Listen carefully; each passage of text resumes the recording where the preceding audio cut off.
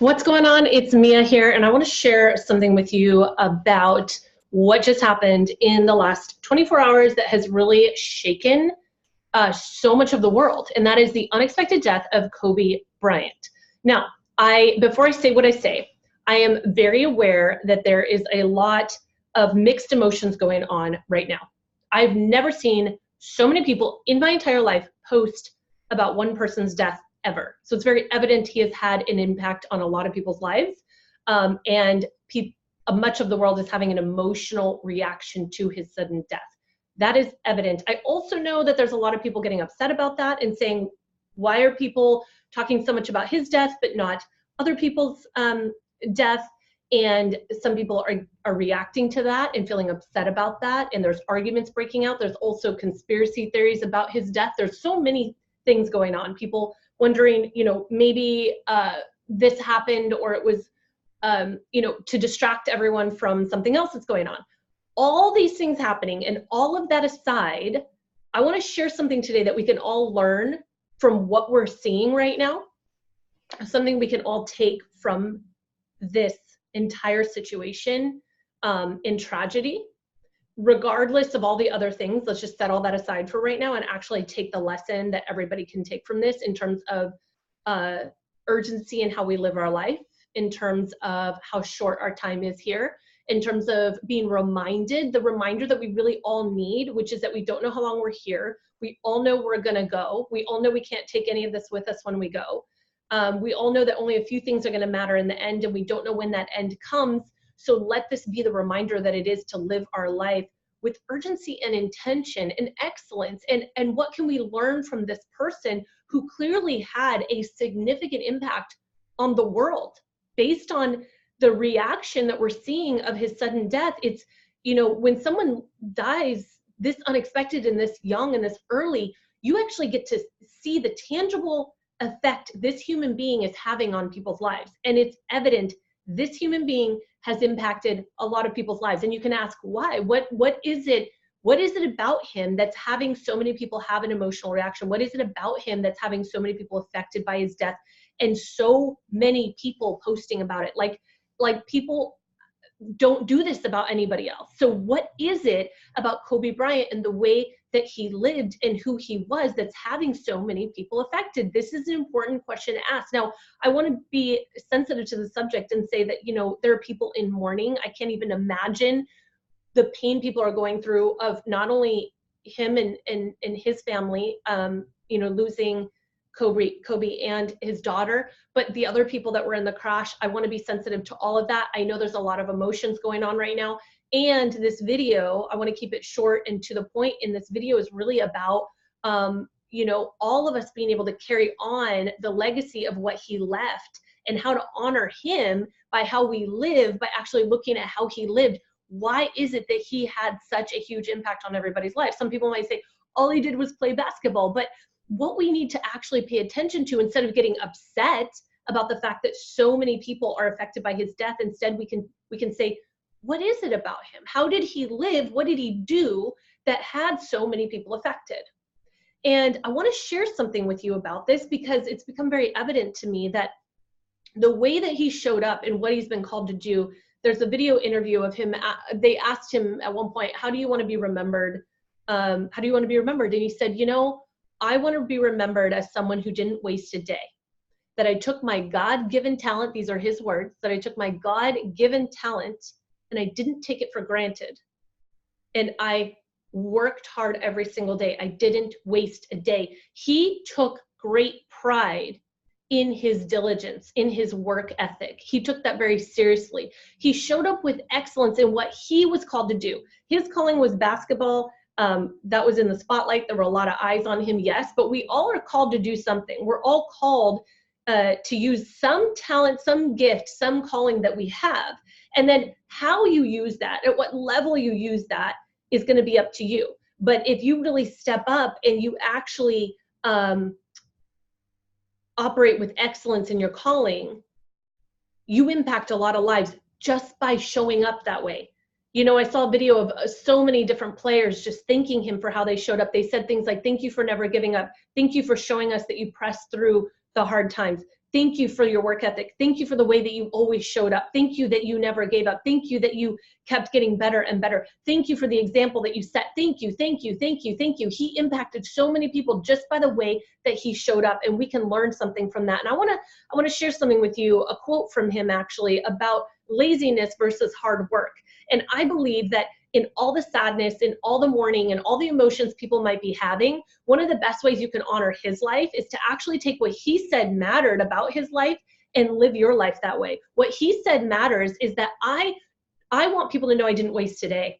I want people to know that I took the God-given talent that I was given and I didn't take it for granted, that I pushed, I went all the way with it. So how can we be living our life that same way? Look at your own life. You might not be called to the NBA, but what are you called to? And are you showing up with excellence? Or are you lazy? Are you playing small? Are you afraid of success, afraid of failure, afraid of what people think of you? One of the things he said in an interview too, was he said, you know what, if I make 5 air balls in a game, I could be all upset about it and embarrassed and what do people think of me? And then I realized it's not about me.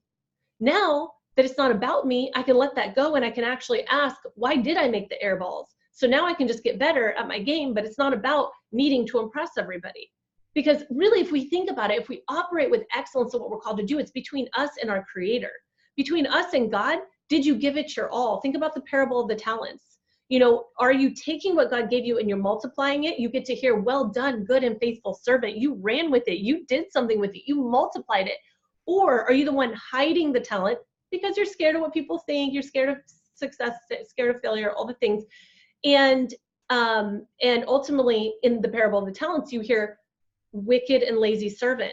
Whatever you have will be taken from you and given to the one who will do something with it. That's the parable of the talents right there. And to me, the way that Kobe lived his life, and probably one of the biggest impacts, is not what he said.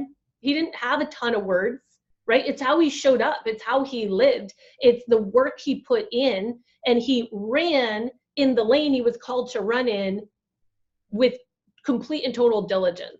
And that earns respect and admiration. It also produces a harvest. It produces success. He had great success. But when you actually look at what was behind that success, it was the character. It was the work ethic. It was what he did with what he was given, versus other people might have the talent and they don't run with it like he did. And we need to look at our own lives in that way. So I'm going to share a quote from him. I posted this on Instagram. And I want to encourage all of us to learn from this. I have more on this week's podcast episode on God-centered success about this topic, about, you know, ultimately living with urgency, living with intention, doing what God's called you to do, taking that talent and skill that he's given you and actually running with it, doing something with it, not taking it for granted, right? Think of the parable of the talents, and ultimately have the goal in mind of getting before your Creator and hearing, well done, good and faithful servant. Who cares what people think? Who cares about everybody else? Just focus on that. So I'm going to read this quote to you from him. It says, I have nothing in common with lazy people who blame others for their lack of success. Great things come from hard work and perseverance, no excuses. Boom, right there. That is how he lived. He said that here, but he also lived it. And it's the fact that he lived it that he's had the ripple effect that he has. And he was in a position of spotlight and influence, so many people were affected by him. But we really need to be able to look at, what are you called to do? What is your spotlight? What is your influence? Where are people watching you? How are you showing up with either excellence or running away from the very calling that you've been given? And that to me is a way to carry on his legacy in such a powerful way. If he has emotionally impacted you, really take a look at why. How is it that he lived that I can take that on and live that way too? Learn from it.